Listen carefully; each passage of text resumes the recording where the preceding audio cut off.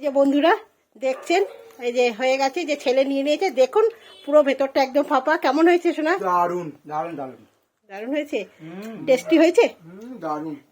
এই যে আপনাদের দাদাভাইকেও দিয়ে দিয়েছি ভেতরটা। সন্ধ্যাবেলা একদম গ্যাস জেলে কড়াই বসে কিন্তু অনেকগুলো শুকনো লঙ্কা আমি দিয়ে দিয়েছি কড়াইতে। তাই সন্ধ্যাবেলা খুব খেতে ইচ্ছা করলো আমার, কিন্তু কিনতে যাওয়ার মতন এখন বাড়িতে কেউ নেই। তাই ভাবলাম কি নিজের হাতেই একটুখানি বানিয়ে নিই চট জলদি। তাই কিন্তু কড়াইতে আগে কাঁচা শুকনো লঙ্কাগুলো আমি দিয়ে দিয়েছি। আর এইখানে বন্ধুরা ইন্ডাকশানে দিয়ে দিলাম আলু সেদ্ধ করতে। চলুন আগে এটাকে আমি রেডি করে নিই। খেতে ইচ্ছা যখন করেছে তখন চেপে রাখা তো দরকার নেই বন্ধুরা। যখন নিজের হাতে পারি তখন একটু করে নিই। একদম দোকানের থেকেও স্বাস্থ্যকর হবে এবং নিজের হাতে বানানো মানে যত্ন সহকারে জিনিসটা বানানো হবে, তাই না?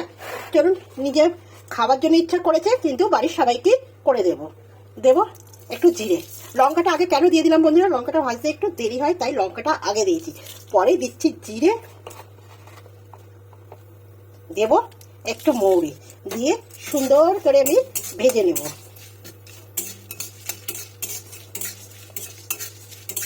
করে ফুটছে, দেবো কষা ধনে, দিয়ে এবার সুন্দরভাবে বেশ মুচমুচে করে একটু ভেজে নিই।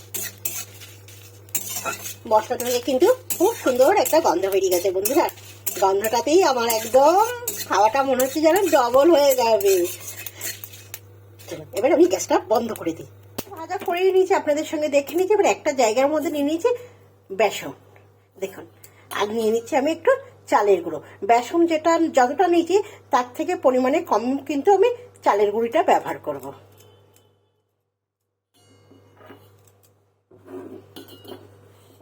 নিয়ে নিলাম স্বাদ মতন একটু লবণ। লবণ না দিলে কিন্তু ভালো লাগবে না বন্ধুরা, লবণেই আনবে টেস্ট, তাই না? যত সুস্বাদুই করুন, লবণ না হলে কোনো জিনিস খেতে একদমই ভালো লাগবে না। আর দিচ্ছি একদম এক চিমটির মতন একটুখানি খাবার সোডা। ব্যাস করে কিন্তু এবার আমি বেসনটা আস্তে আস্তে করে জল দিয়ে সুন্দরভাবে মেখে নিই। আমি বেসনটা কিন্তু মেখে নিয়েছি। এই রকম থিংসে রাখবো। এই যে আঙুলগুলো দেখছেন হাতে, এই যে ঠিক এইভাবে থাকবে লেয়ারটা। রেখে কিন্তু আমি এটাকে একটু রেস্টে রেখবো। বেশি পাতলা করবেন না বন্ধুরা, বেশি পাতলা করলে কিন্তু ভালো লাগবে না, তাই না? চলুন বেসনটা এবার করলাম। ভাজা মশলাটা কিন্তু আমি মিক্সির মধ্যে নিয়ে নিয়েছি। চলুন একটুখানি ঘুরিয়ে নিই, চারজন দিয়ে কিন্তু আমি বাটির মধ্যে ঢেলে নিলাম বন্ধুরা। একদম মিহি গুঁড়ো করবো না কিন্তু, একদম সামান্য দরদরা থাকবে, তবেই ভালো লাগবে। মিহি গুঁড়ো কিন্তু ভালো লাগবে না। হয়ে গেছে, চলুন এবার আলুটাকে রেডি করে নিই। ধুয়ে পরিষ্কার করে নিচ্ছি। কোনো মতেই কিন্তু খোলা ছাড়াবেন না, খোলা ছাড়ালেই কিন্তু টেস্ট চলে যাবে। আলুর খোলা থাকলেই কিন্তু আপনি টেস্টটা বুঝতে পারবেন বন্ধুরা। এর মধ্যে দিয়ে দেবো পরিমাণ মতো স্বাদ লবণ, তবে না গুণটা গাইবে। আর একদম এই যে খোলা শুদ্ধ কিন্তু দেবো। খুব গরম, আপনাদের দেখালেনি যে একদম কিন্তু গরম। তা শীতকাল বলে আমি হাত দিতে পারছি, গরমকাল হলে কিন্তু হাত দিতে পারতাম না, তখন কিন্তু চামচ দিয়েই করতে হতো, তাই না? কিন্তু হাত দিয়ে যে কোনো জিনিস মাখা বলুন, যে কোনো জিনিস খাওয়া বলুন, সেটা হাত দিয়ে খেয়ে যে তৃপ্তিটা পাবেন, চামচ দিয়ে বা করে কিন্তু সেই তৃপ্তি আসবে না। এবার দিয়ে দেবো একটু মশলা, দিয়ে কিন্তু আমি একদম সুন্দর করে একদম মনের সুখে এটাকে আমি সুন্দরভাবে মেখে নেবো। আলুর পুরটা এখানটা কিন্তু একদম রেডি হয়ে গেছে, দেখতেই পাচ্ছেন একদম সুন্দরভাবে রেডি করে নিয়েছি। এখানে আমি কড়াও বসিয়ে দিয়েছি।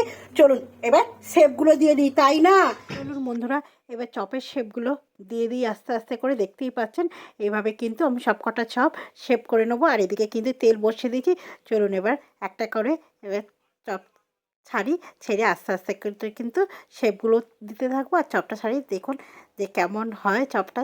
জলদি করে একদম করে নিলাম। খাবার ইচ্ছে যখন হয়েছে, তা বাড়িতেই কিন্তু আলু প্রত্যেকের বাড়িতেই থাকে, মশলাও থাকে আর তেলও থাকে, কিছুই বাইরে থেকে কিনতে হয় না, কিন্তু ইচ্ছা হলে খেয়ে নেওয়া যায়, তাই না?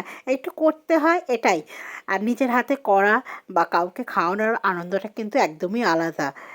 যত বাইরে থেকে যতই ভালো জিনিস পাওয়া যায় না কেন, নিজের হাতে কোনো কিছু করে খাওয়ানোটা কিন্তু আলাদা জিনিস, তাই না বন্ধুরা? আর এই চপ বানাতে গিয়ে কিন্তু আমাকে বাইরে থেকে কিছুই কিনতে হয়নি, আপনারা দেখতেই পেলেন। একদম বাড়িতেই সমস্ত কিছু আছে, সেখান থেকে কিন্তু চটজলদি করে নিচ্ছি। ওইদিকে চপটা হতে থাক, আর এদিকে কিন্তু আমি আরও কতগুলো বেশ আলুর চপে শেপগুলো দিয়ে নিই আস্তে আস্তে করে। এই দেখুন আমার চপগুলো ভাজা হয়ে গেছে, একদম লালচে লালচে করে সুন্দরভাবে ভেজে নিয়েছি। নিয়ে কিন্তু একটা ঝুড়ির মধ্যে পেপার পেতে নিয়েছি, যে এক্সট্রা তেলটা থাকবে তার মধ্যে ঝরে যাবে। এইভাবে কিন্তু আস্তে আস্তে করে আমি চপগুলো ভেজে নেবো। দেখে তো মনে হচ্ছে যে খুবই সুন্দর হয়েছে, আর কত ফুলেছে দেখুন। দেখি আপনারা বুঝতে পারছেন নিশ্চয়ই যে চপগুলো কত সুন্দর ফুলেছে। তারও আমার তো খুবই ভালো লাগছে। তা আপনাদের কেমন লাগছে অবশ্যই কিন্তু জানাবেন। এই দেখুন আমার অনেকগুলো কিন্তু চপ ভাজা হয়ে গেছে, একদম গরম গরম। আর শুধু চপ খাবো না, চপের সঙ্গে কিন্তু চা না খেলে ভালো লাগে না, তাই না বন্ধুরা? তাই কিন্তু চাও করে নিয়েছি, এই যে দুধ চা করে নিয়েছি, আর তার সঙ্গে চপ। চলুন এবার ছেলেকে বরকে দিই, তারা কি বন্ধুরা দেখছেন এই যে হয়ে গেছে, যে ছেলে নিয়ে নিয়েছে। দেখুন পুরো ভেতরটা একদম ফাঁপা। কেমন হয়েছে শোনা? দারুন দারুন দারুন দারুণ হয়েছে, টেস্টি হয়েছে। দারুন। এই যে আপনাদের দাদাভাইকেও দিয়ে দিয়েছি, ভেতরটা পুরো একদম ফাঁপা কিন্তু। এই দেখুন, যে বলবেন চটজলদি বাড়িতে করে ফেলেছি বলে যে ভালো না, বলবো যে দোকানের থেকেও দারুণ হয়। একটুখানি কষ্ট হয়, তাই খেতে গেলে কিন্তু কষ্ট করতেই হবে, তাই না? সুস্বাদু জিনিস খেতে গেলে। তাই দুপুরটা একদম সন্ধ্যাটা জমে গেল, তাই তো আমাদের চায়ের সঙ্গে গরম গরম চপ।